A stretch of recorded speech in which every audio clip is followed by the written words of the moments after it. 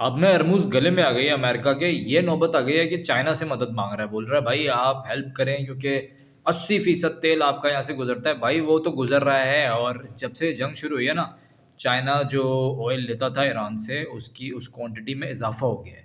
तो मेरे ख़्याल में डोनाल्ड ट्रम्प साहब को तो इस बारे में फ़िक्र करने की ज़रूरत नहीं है, क्योंकि सबसे बड़ा कस्टमर ईरान का चाइना ही था। तो वहाँ पर कोई प्रॉब्लम नहीं होने वाली और चाइनीज़ जहाज़ भी जा रहे हैं और जाते ही रहेंगे। लेकिन इनको अपनी ज़ारादारी कायम रखनी है, इनका साथ देने से मना कर दिया यूके ने और वहाँ वहीं पर ऑस्ट्रेलिया ने भी मना कर दिया आबना हरमुज़ के मामले में। और अब जो इनके पादरी हैं, जैसे कि मज़हबी जंग देने की एक कोशिश की थी रंग, लेकिन जो इनके पादरी हैं, वो भी कह रहे हैं कि भई इसको बंद करो अब, ठीक है? और ये जो लोग कर रहे हैं बच्चों के ऊपर ज़ुल्म और सितम कर रहे हैं, जिन लोगों की वजह से भी हो रहा है, उनको चाहिए बातचीत करके मामले को ख़त्म करें। लेकिन नहीं भई, अब ये भी तो दिखाना है कि हमने जंग में क्या अहदाफ़ हासिल किए।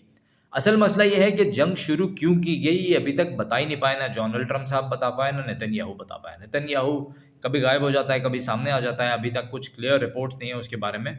लेकिन कोई क्लियर स्टेटमेंट नहीं आई दोनों की तरफ से कि ये ईरान पर क्यों हमला किया गया। बस ये पहले बताया जा रहा था कि वो एटॉमिक पावर बन रहा है इसलिए रोक रहे हैं। जब ईरान एग्री हो गया इस तमाम चीज़ पे, फिर वही ड्रामेबाज़ी, ठीक है कि नहीं जी इनकी हम पे हमला कर देंगे और उल्टी-सीधी जो मुँह में आ रहा है इस वक़्त मुझे समझ नहीं आ रहा है कि यार किस तरह के लोग हैं जिनके हाथ में दुनिया के जो म बन गए हैं अब अमेरिकन प्रेज़िडेंट है, एक पावरफुल शख्सियत है। कैसे लोग लीडर बन गए हैं यार? कैसे लोग सामने आ गए हैं? समझ से बाहर है। तो ख़ैर बेचारे ट्रम्प साहब ने बड़ी कोशिश करी है और अभी और कह रहे हैं कि जी 7 ममालिक के साथ हम इस वक़्त राब्ते में हैं जो अपने वो भेजेंगे, नेवी भेजेंगे और आबना और मूस को खुलवाने में हमारी मदद करेंगे। अपना कुछ नहीं भेज क्योंकि अब अमेरिकन अवाम को जवाब देना मुश्किल हो जाएगा ना। अभी जो फ़ौजी मरे भी हैं इनके 14, 15, 16 जो भी मुख्तलिफ़ तादाद आ रही हैं, हमारे पास जो इन्फॉर्मेशन है वो तो इससे ज़्यादा है, ठीक है? चलें मैं मान लेता हूँ इतने भी हैं, तो भी जवाब तो देना है ना कि भाई ये कैसे हो गया? क्यों हुआ? वजह क्या थी? क्या अहदाफ़ हासिल कर लिए? क्या होने वाला था ऐसा? ईरान क्या करने वाला था?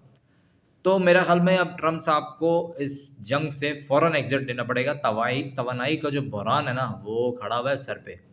गैस की कीमतें मैंने पहले भी अपने वीडियो के अंदर बताया था कि जो गैस की कीमतें हैं, स्पेशली ऑयल की कीमतें हैं, ये बहुत बढ़ जाएँगी। और अब उनके लिए भी मैनेज करना मुश्किल होगा और जवाब देना मुश्किल हो जाएगा अपनी अवाम को।